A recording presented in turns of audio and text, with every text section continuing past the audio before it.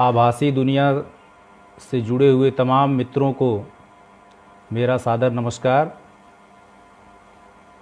जैसा कि आप सबको इस आभासी दुनिया के ही माध्यम से सूचित किया गया था कि आज शाम को 5 बजे महामारी की चुनौतियां और युवा इस विषय पर अपने विचार साझा करने के लिए मैं आप मित्रों के सम्मुख आने की कोशिश करूंगा। और मेरी जो दृष्टि है उसके मुताबिक युवा पीढ़ी इस आपातकाल में कैसे और कहां तक मददगार साबित हो सकती है, इन सारी चीज़ों की हम पड़ताल करेंगे। वास्तव में इस तरह के कार्यक्रम की फ्रेमिंग अखिल भारतीय विद्यार्थी परिषद, नमस्कार सुरेश जी, अखिल भारतीय विद्यार्थी परिषद के बैनर तले इस तरह के कार्यक्रम की फ्रेमिंग की गई और हमारे अग्रज आदरणीय डॉक्टर इंदिवर रत्न पाठक जी का आदेश हुआ कि विद्यार्थी परिषद के बैनर तले एक व्याख्यान माला आयोजित की जा रही है और इस व्याख्यान माला से जुड़कर एक दिन आपको भी अपने विचार साझा करने हैं। भाई साहब का आदेश था और उस आदेश को सहज रूप से स्वीकार करते हुए हमने जो अनुभव किया उस अनुभव को आपके साथ बांटने की हिम्मत जुटाई। हालांकि ये इस तरह का मेरा पहला अनुभव है, पहली बार मैं इस संचार माध्यम के द्वारा लाइव अपने विचारों को रख रहा हूँ। चुनौती हमारे सामने बहुत बड़ी है, समस्या काफ़ी गंभीर है। आप सब इस समस्या से परिचित हैं, जिसको हम कोरोना या कोविड-19 के नाम से आइडेंटिफाई कर रहे हैं। और ये संकट सिर्फ हमारे ऊपर नहीं है, ये संकट पूरी दुनिया पे है। चीन का एक शहर वुहान, वहाँ से इसकी शुरुआत होती है और आज इस रहस्यमयी बीमारी से, इस महामारी से पूरी दुनिया त्रस्त है। राहत और बचाव में देश और दुनिया अपने संसाधन लगाए हुए हैं। राजनीतिक नेतृत्व अपने अपने तरह से इससे निपटने में, इससे पार पाने में लगे हुए हैं। देश और देश के नागरिकों की चिंता निश्चित रूप से हर जिम्मेदार नागरिक को होगी और अपने जान की सुरक्षा का भाव भी सर्वोपरि होगा। आदमी जब कोई संकट आता है तो अपने जान की सुरक्षा की परवाह करता है, फिर अपने सगे संबंधियों के जीवन के सुरक्षा का प्रबंध करता है और फिर वो समाज को देखता है और उसको बचाने की जुगत में लगता है। मैं अपनी बात की शुरुआत परम पूज्य मोहन भागवत जी के एक कथन से करना चाहूँगा।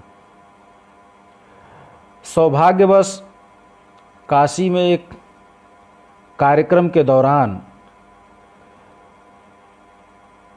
मोहन भागवत जी का साक्षात्कार प्राप्त हुआ और उन्होंने एक बात कही जो बेहद उपयोगी है आज के इन परिस्थितियों में, आज के वातावरण में। उन्होंने कहा कि सज्जन शक्तियों का एकत्रीकरण होते रहना चाहिए और सदप्रयास या कह लें कि सदकर्मों की चर्चा भी निरंतर समाज में होती रहनी चाहिए। तो सज्जन शक्तियों का जब एकत्रीकरण होगा तो आपद स्थिति में एक संबल मिलता है, बल मिलता है, हौसला बढ़ता है और उस आपदा से, उस परिस्थिति से लड़ने के लिए आदमी मानसिक और शारीरिक रूप से तैयार होता है। आज इस बात को हमें ध्यान रखना है कि सोशल डिस्टेंसिंग उसको मेंटेन रखते हुए, इसीलिए ये जो गेट टुगेदर हमारा और आपका हो रहा है, ये संचार माध्यम के जरिए हो रहा है और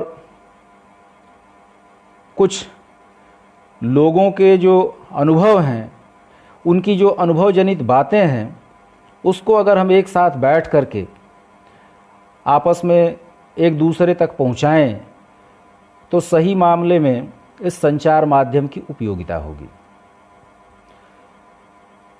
जहाँ तक महामारी का सवाल है,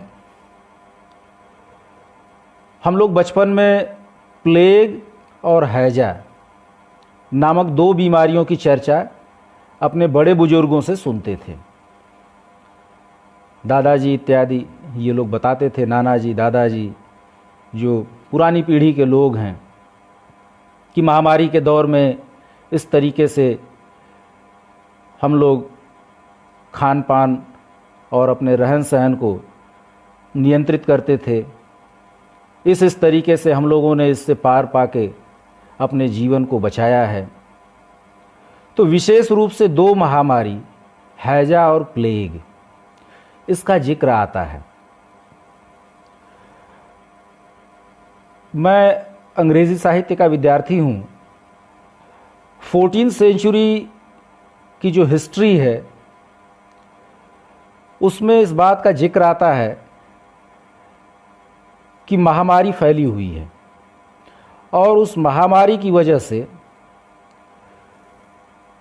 1/3 जनसंख्या यूरोप की वो काल कवलित हो गई और उसको इतिहास में ब्लैक डेथ के नाम से जाना जाता है। वो ब्लैक डेथ एक खास तरह का प्लेग था जिसने तमाम जिंदगियों को तबाह कर दिया। और इस ब्लैक डेथ के बाद लोगों के जीवन में बहुत परिवर्तन आया। जो सामाजिक, राजनैतिक, आर्थिक जो व्यवस्थाएं थीं भाई साहब प्रणाम, इनिवर भैया, अभी आप देर से जुड़े हैं तो उसकी वजह से बहुत बदलाव आए और जो कमज़ोर वर्ग था, जो मज़दूरों का तबका था, जो किसानों का तबका था, उनके मुक्ति का रास्ता इस महामारी से निकला। बहुत सारे लोग काल कवलित हो गए और जो बचे अब वो अपना शोषण करवाने के लिए तैयार नहीं थे। उनकी अपनी शर्तों पर उनके जो भूस्वामी थे वो अब उनसे काम करने के लिए उनके दरवाजे जाना शुरू किए। तो इस तरह से हैजा और प्लेग का इतिहास काफ़ी पुराना है और महामारी के रूप में इसको चिन्हित किया गया। बीच बीच में कुछ और बीमारियों का जिक्र आता है, जैसे बर्ड फ्लू है, स्वाइन फ्लू है। इन चीज़ों को हम लोगों ने सुना और देखा है, लेकिन मानव इतिहास में यह जो महामारी है जिसको कोविड-19 के नाम से जाना जा रहा है, ये बेहद खतरनाक, रहस्यमयी और मानव जीवन के लिए चुनौती बनी हुई है। इस चुनौती से पार पाने के लिए हमको शारीरिक, मानसिक आर्थिक और सामाजिक रूप से अपने को तैयार करना होगा। इस काम को अगर कोई बखूबी कर सकता है तो वह आज का युवा कर सकता है। सौभाग्य से भारत एक युवा देश है। युवाओं की जो पॉपुलेशन है वो सर्वाधिक है, इसलिए युवाओं के कंधे पे जिम्मेदारी का बोझ ज़्यादा है, उनके सम्मुख चुनौतियां ज़्यादा हैं। निसंदेह उनके कंधे भी मजबूत हैं और वो इन चुनौतियों से दो दो हाथ करने में सक्षम भी हैं। युवा है कौन, थोड़ा इस पे भी हम प्रकाश डालना चाहेंगे। मेरी समझ से युवा वही है जिसकी आंखों में भविष्य का सपना पलता हो और जो वर्तमान की चुनौतियों से दो दो हाथ करने के लिए तैयार हो, वास्तव में वही युवा है।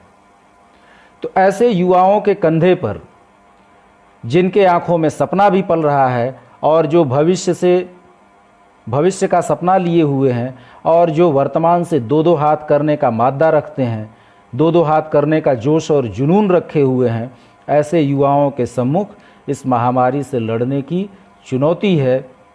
उसका जिम्मा उन्हें आगे बढ़ कर के उठाना होगा।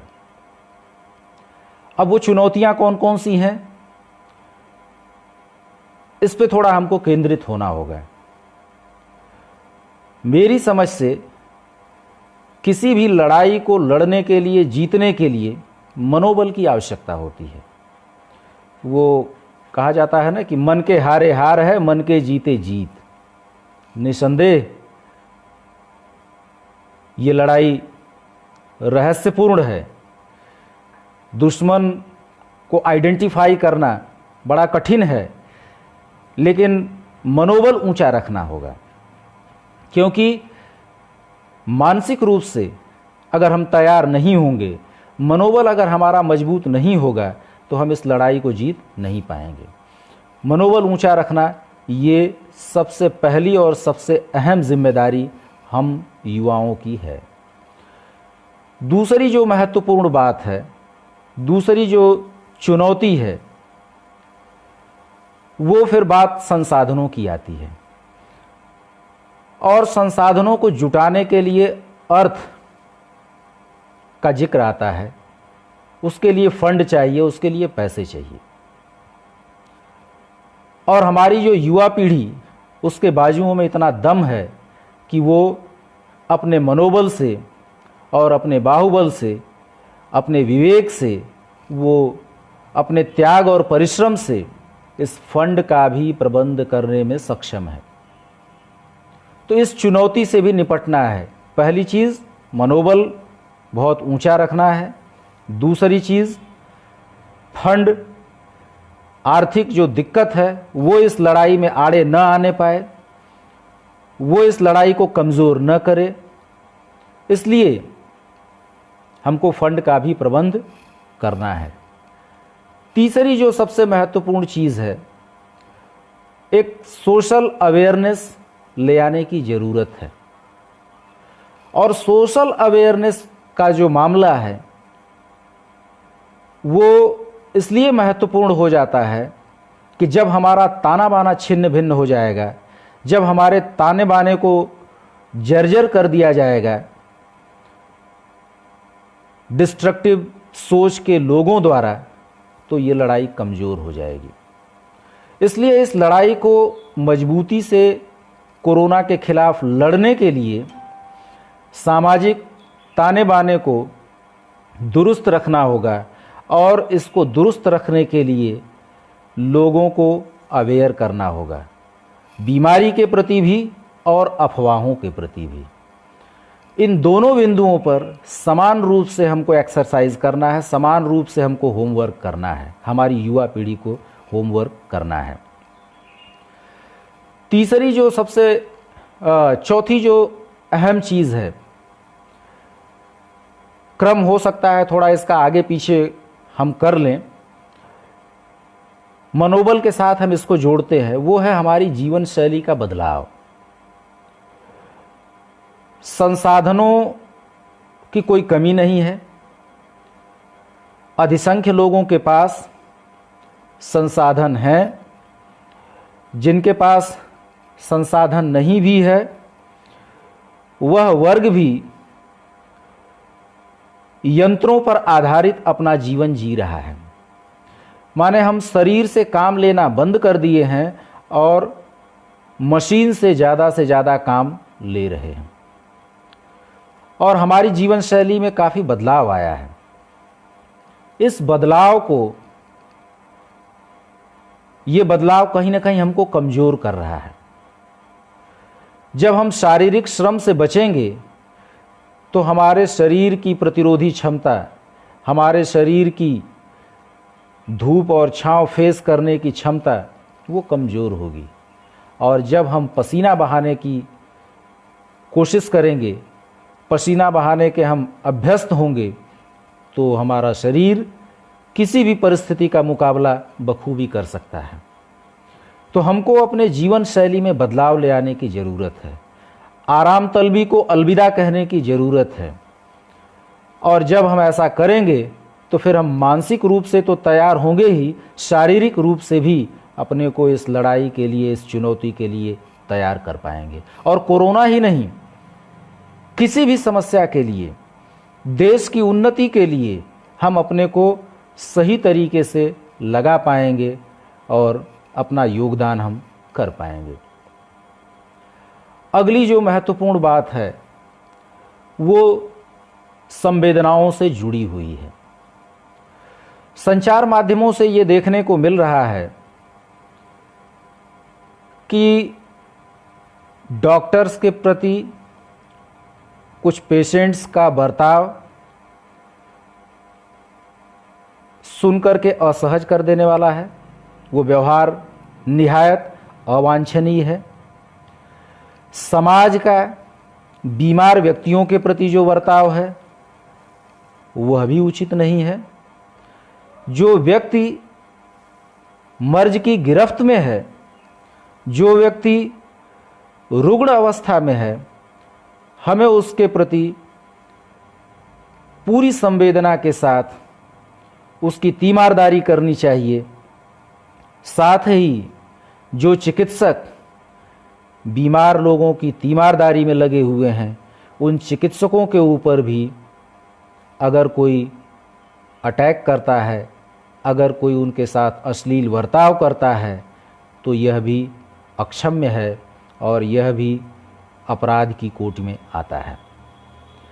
तो हमको अपनी संवेदनाओं को जागृत करने का समय है।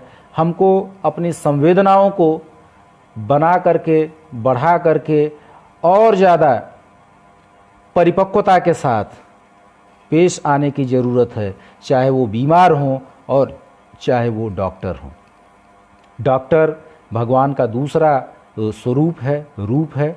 वो हमारी मदद के लिए आगे आए हैं, तो हम उनके ऊपर इस तरीके की बात नहीं कर सकते, इस तरीके का बर्ताव उनके साथ कदापि नहीं कर सकते। कुछ अराजक तत्व मौके का फ़ायदा उठा करके, चीज़ों को ट्विस्ट करके अपने तरीके से प्रस्तुत करते हैं। और खांसी, जुकाम, बुखार ये सामान्य परिस्थितियों में भी हो सकते हैं। कभी कभी इसके लक्षण नहीं भी दिखाई देते हैं, तब भी व्यक्ति कोरोना पीड़ित होता है। और कभी कभी ये लक्षण होने के बावजूद भी व्यक्ति कोरोना पीड़ित नहीं होता है। तो समाज की जो प्रतिक्रिया है, और उसमें विशेष रूप से युवाओं की जो प्रतिक्रिया है, वो बहुत सधे अंदाज में आनी चाहिए और वो सजगतापूर्ण तरीके से आनी चाहिए। हम एक खांसी को खांसी माने और एक तरह की खांसी को कोरोना डिक्लेयर कर दें, ऐसा भी करने से हमको बचना चाहिए और इस बात को बखूबी समझना चाहिए। कौन सी बात हमारे सामाजिक ताने बाने को छिन्न भिन्न कर देगी, कौन सी बात इस कोविड-19 के खिलाफ जो जंग छिड़ी हुई है उसको कमज़ोर कर देगी, इस बात का हमेशा स्मरण हमें रहना चाहिए। अगर हम ऐसा करते हैं तो निसंदेह हम इस लड़ाई को जीतेंगे। तो संवेदनाओं के स्तर पर, मनोबल के स्तर पर, शारीरिक रूप से, सामाजिक रूप से, आर्थिक रूप से अपने को पुष्ट रखना है, अपने को बलिष्ठ बनाना है, अपने को सक्षम और सामर्थ्यवान बनाना है, और तब जा कर के हम इस लड़ाई में कामयाब होंगे, इस लड़ाई को हम जीत पाएंगे। आर्थिक जो मजबूती है वो पक्ष बहुत महत्वपूर्ण है,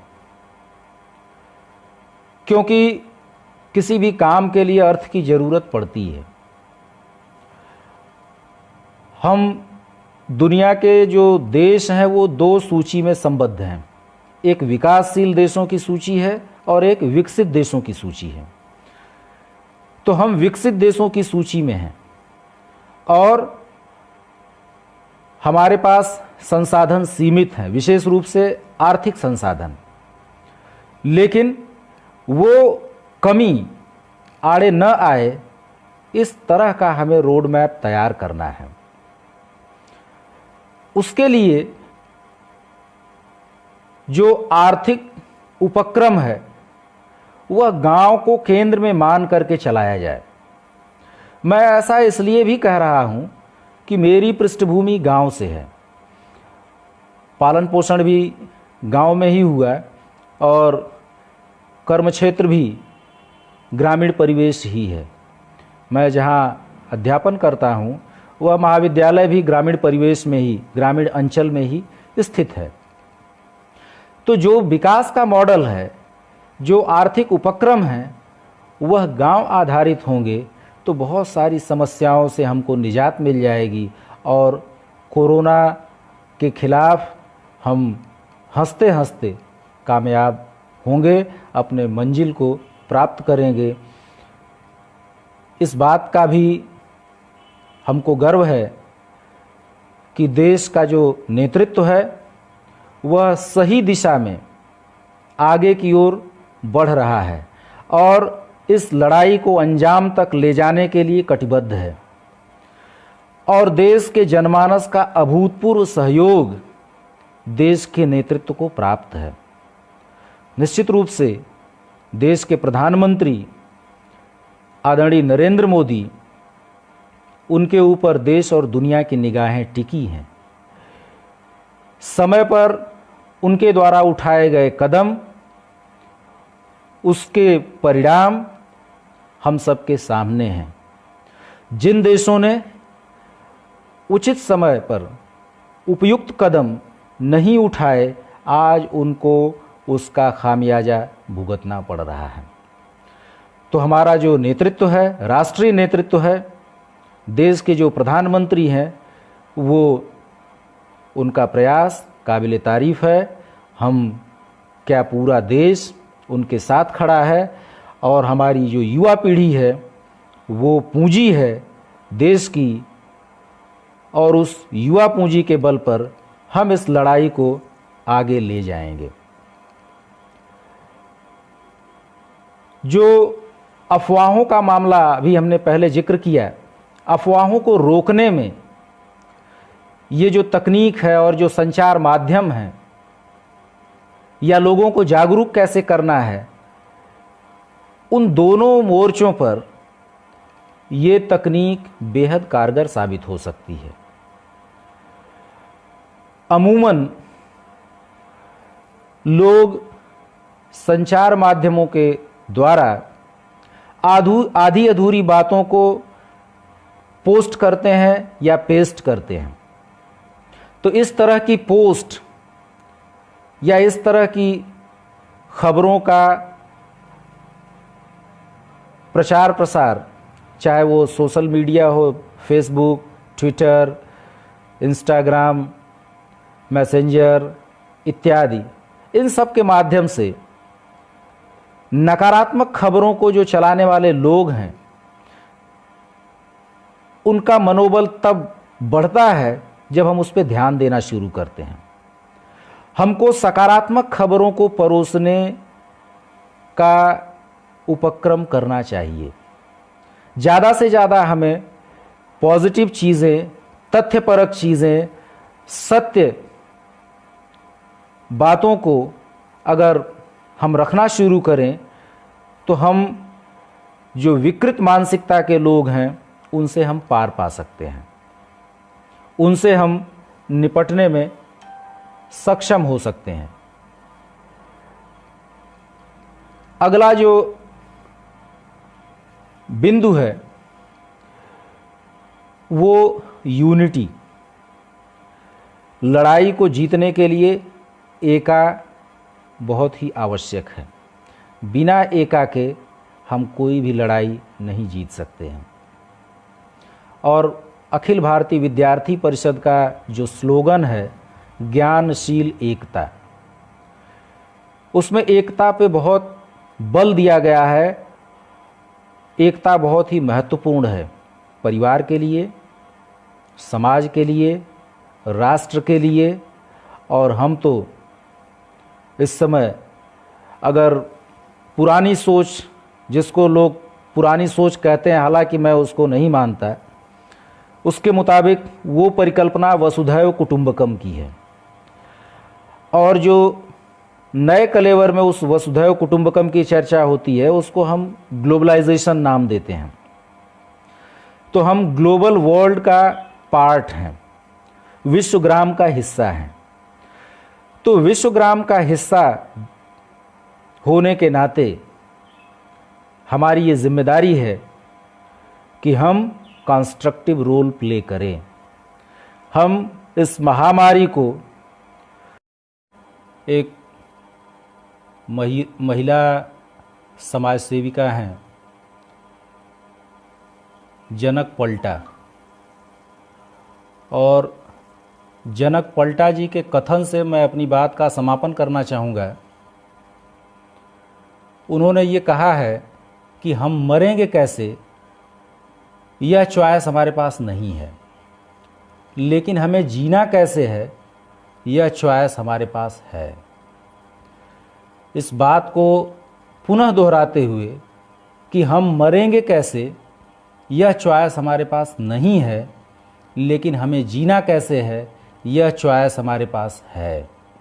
इसलिए पद्मश्री विभूषित जनक पलटा जी के इन शब्दों को, इन बातों को याद करते हुए कि जीना कैसे है ये ऑप्शन हमारे पास है, ये चॉइस हमारे पास है, और बखूबी हम इन परिस्थितियों से पार पा लेंगे। हम मानसिक, शारीरिक, बौद्धिक, आर्थिक रूप से अपने को तैयार करें और कोरोना को हम परास्त करेंगे। कोरोना के बारे में जन जागृति पैदा किया जाए, कोरोना से लड़ने के लिए संसाधन जुटाए जाएं, और कोरोना का स्थायी समाधान कैसे होगा। हमारे जो युवा साथी हैं जो मेडिकल साइंस से जुड़े हुए हैं वो इस बात की तह तक जाएं कि कैसे इस समस्या का समाधान हो सकता है। आप सबके साथ जुड़ करके और अपनी बातों को साझा करते हुए आज बहुत ही आनंद की अनुभूति हुई। पुनः अपनी बात को समाप्त करते हुए आप सबका मैं अभिवादन करता हूँ। आप सबका ऋणी हूँ कि आपने समय निकाल करके मेरी बातों को सुनने के लिए आपने समय निकाला। मैं हृदय से आप सबका आभारी हूँ। आप सबके प्रति आभार, बहुत बहुत धन्यवाद। नमस्कार।